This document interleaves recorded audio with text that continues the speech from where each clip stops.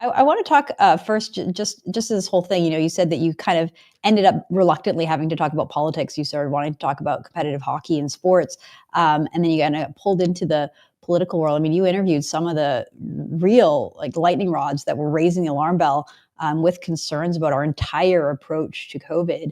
And then last Friday, we saw the Alberta government release its COVID report. So this is kind of one of those rare instances where the government that was in power, Premier Jason Kenney, got ousted, replaced by Danielle Smith. Yes. And she said, okay, let's open up the books and let's figure out what happened. A true outsider, because I don't think like in any other province, liberal or conservative, they would allow this sort of like forensic accounting, like let's look back and really discuss what went wrong and what happened.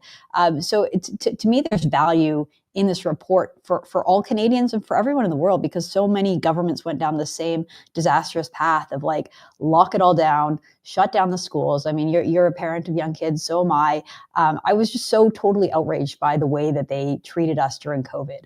I mean, I was already pretty, conservative and political. This like really radicalized me. I think it radicalized a lot of people to just say like, I don't trust you. I don't want you in charge of anything to do with my life. Like made me a lot more vocal about it.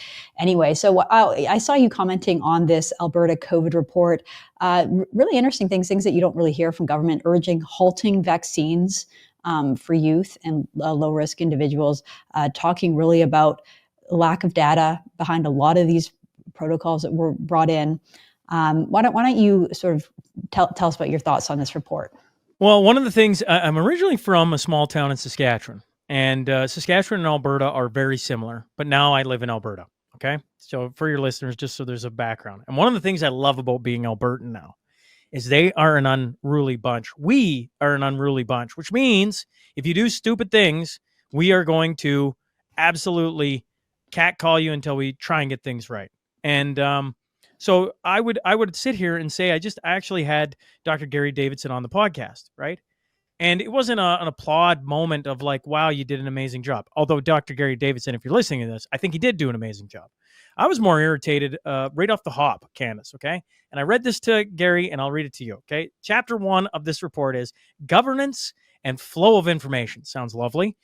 And this is what I commented. There's a few things written in here that were in the report and then some of my comments. And I said, the flow of information is hardly a flow when the author points out there's a reluctance of key stakeholders to acknowledge and engage with our mandate, and that there appears to be a fundamental lack of transparency and willingness to reveal information and discuss decisions and actions taken by AHS during the pandemic. AHS, is Alberta Health Services. So, right, a lot of what happened here, we've already had court cases tell us it was the politicians making decisions, that they didn't have the data, and on and on and on. I'm irritated with this report because the report is supposed to be all the data. Well, where's all the data held? AHS. AHS wouldn't give it to them. So, like, we got a report that isn't fully complete. In my mind, like this report is amazing because it kind of gives credence to what a lot of people have been saying. It legitimizes what people have been saying for the last 4 years, right? Like masks, they weren't effective.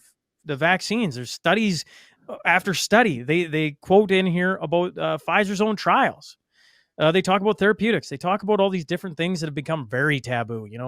The most popular one's ivermectin, probably because of Joe Rogan and CNN. And they just walk back through all this stuff. It's in a government form now. There's 59 pages. Don't quote me on that. I urge any Canadian to go give it a read, especially if you're like, what is he talking about vaccines? And if you don't know what I'm talking about, this would be eye-opening. For me, talking about it for 4 years, I want to, and I think a lot of Albertans want, a little more teeth in holding our government accountable. And so, it getting released at 3:00 on a Friday in the middle of, problems with the border and trade war. Yeah. Right. We go cycle. We see what you're doing and I don't like it. And so it's what I love about Albertans. We're not happy with the report just coming out.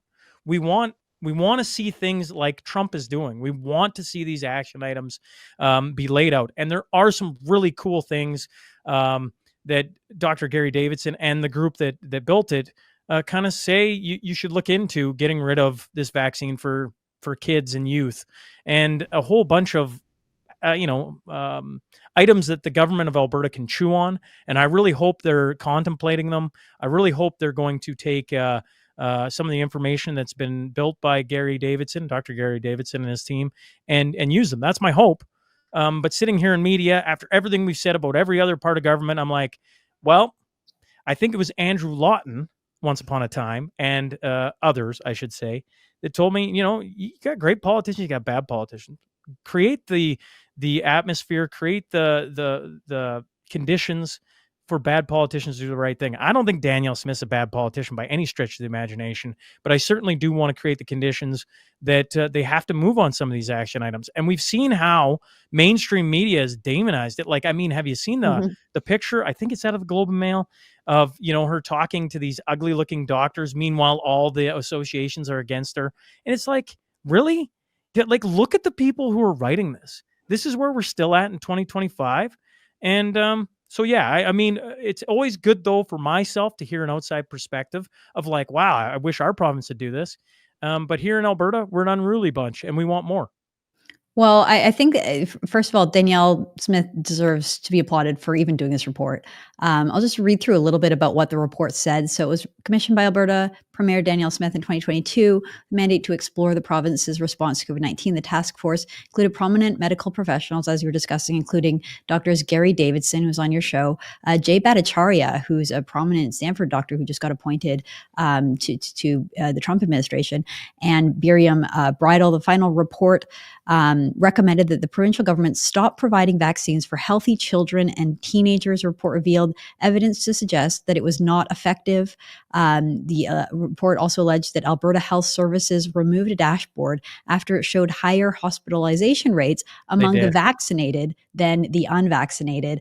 And it also said that there's a lack of reliable data providing that COVID-19 vaccines protect children from severe cases. A task force that published the research said COVID-19 vaccines were not designed to stop transmission. I mean, that's all pretty remarkable. And I'll just get to, because you mentioned the media response. I mean, fake news is going to do what fake news does. We used to do a segment on the Candice Malcolm Show called Fake News Fridays. Now there's just too much fake news. We have to include it in every show. We can't just save it for Fridays.